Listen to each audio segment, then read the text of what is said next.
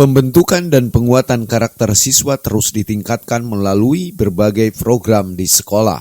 Hal tersebut menjadikan momentum yang tepat untuk meningkatkan kedisiplinan perilaku anak di sekolah. Sebagai kepala sekolah berupaya terus untuk memberikan edukasi terhadap warga sekolah supaya lebih baik lagi.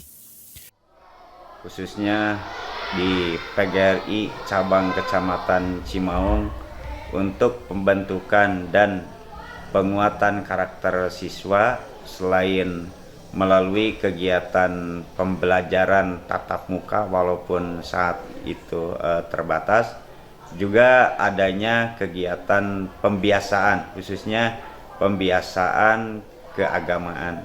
Dengan pembiasaan tersebut, insya Allah anak-anak punya kendali untuk berbuat ke arah yang lebih baik dan positif. Kinerja guru memang merupakan target, sebab tidak mungkin siswa disiplin kalau gurunya tidak disiplin. Oleh karena itu, guru harus menjadi panutan dan harus menjadi contoh untuk anak-anak, khususnya untuk semua warga sekolah secara umum.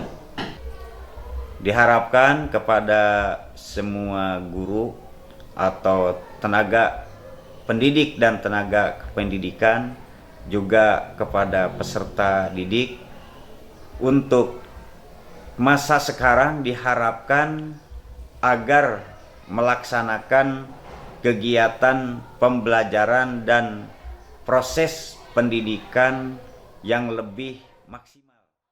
Disampaikan kembali selaku tenaga pendidik Nuri, berharap anak didiknya harus berinovasi pada pembelajaran di kelas. Besar harapan dengan semangat berjuang dirinya dapat memulihkan kembali karakter anak sehingga berprestasi.